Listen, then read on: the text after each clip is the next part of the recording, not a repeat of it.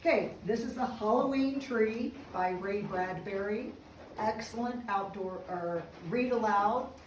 And it's the story. It's got 8 boys dressed up for Halloween in a Midwest town, much like Newcastle. They dress kind of to fit their characters, like the little boy named Tom Skelton. How is he dressed? Like a skeleton, yeah. And their one friend, the very best friend, Pippin, is sick. And so I'm starting at chapter 4. Here goes. They ran down through the ravine at a swift rush, all laughing, jostling, all elbows and ankles, all steamy, snorted, and roused about, to stop in collision when Tom Skelton stopped and pointed up the path. "There," he whispered.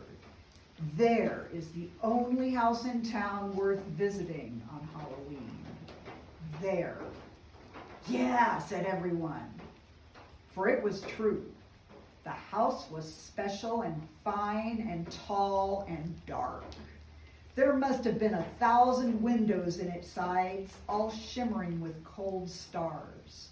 It looked like it had been cut out of black marble instead of built by timbers.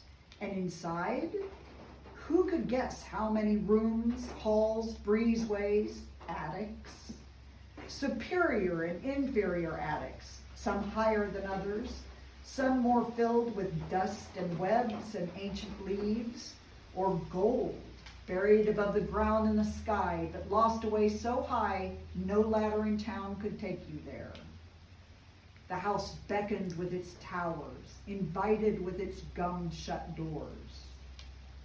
Pirate ships are a tonic. Ancient forts are a boon. But a haunted house on All Hallows Eve, 8 small hearts beat up an absolute storm of glory and approbation. "Come on!" But they were already crowding up the path, until they stood at last by a crumbling wall, looking up and still farther up at the great 2-yard top of the old house. For that's what it seemed. The high mountain peak of the mansion was littered with what looked like black bones or iron rods, and enough chimneys to choke out smoke signals from 36 fires on chimneys on sooty hearths hidden far below in the deep bowels of this monster place. With so many chimneys, the roof seemed like a vast cemetery, each chimney signifying the burial place of some old god of fire or enchantress of steam, smoke, and firefly spark. Even as they watched, a kind of bleak exhalation of soot breathed up out of some 46 flues, darkening the sky still more and putting out some few stars. "Boy," said Tom Skelton, "Pipkin," that's their sick friend, "sure knows what he's talking about." They crept along a weed-infested path towards the crumpled front porch. Tom Skelton, alone, inched his bony foot up on the first porch step. The others gasped at his bravery. So now, finally in a mob, a compact mass of sweating boys moved up on the porch amid fierce cries of the planks underfoot and shudderings of their bodies. Each wished to pull back, swivel about, run, but found himself trapped against the boy behind or in front or to the side.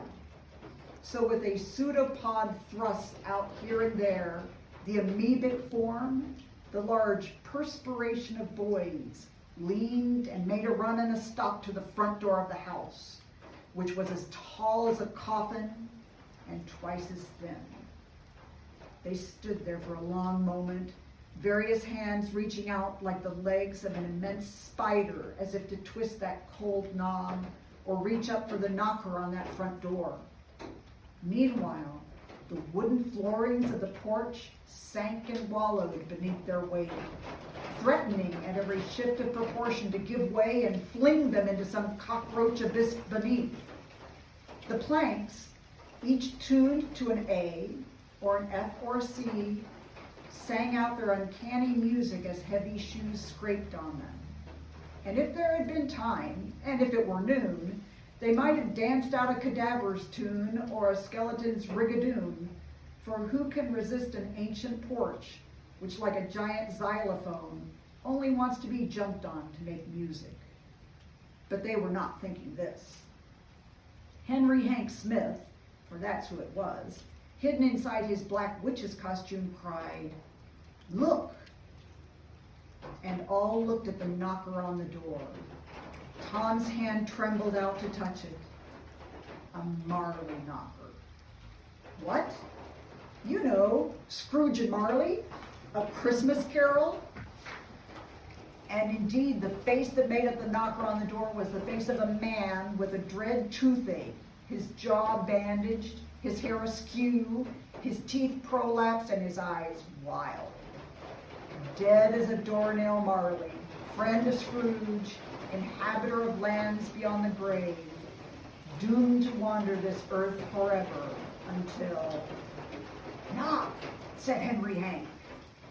Tom Skelton took a hold of old Marley's cold and grisly jaw, lifted it, and let it fall. All jumped at the concussion. The entire house shook. Its bones ground together. Shades snap-furled up so the windows blinked wide their ghastly eyes.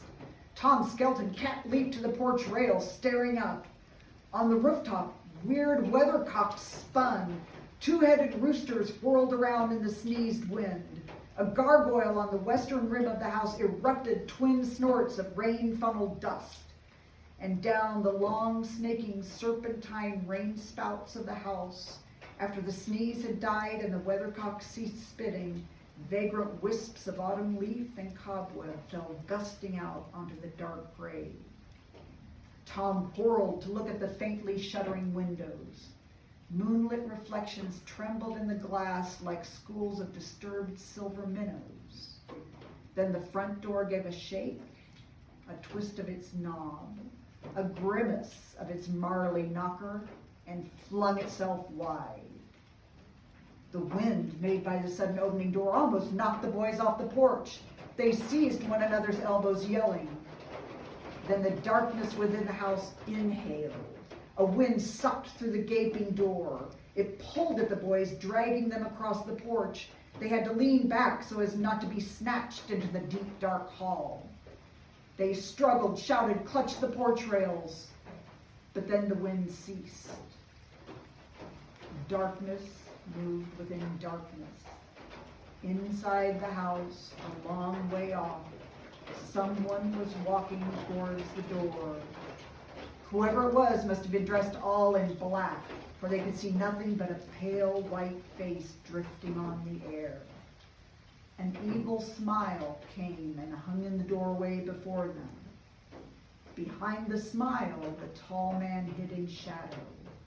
They could see his eyes now, small pinpoints of green fire in little charred pits of sockets, looking out at them. "Well," said Tom, "trick or treat?" "Trick," said the smile in the dark. "Treat?" "Yes, sir." The wind played a flute in a chimney somewhere, an old song about time and dark and far places. The tall man shut up his smile like a bright pocket knife. "No treats," he said, "only tricks."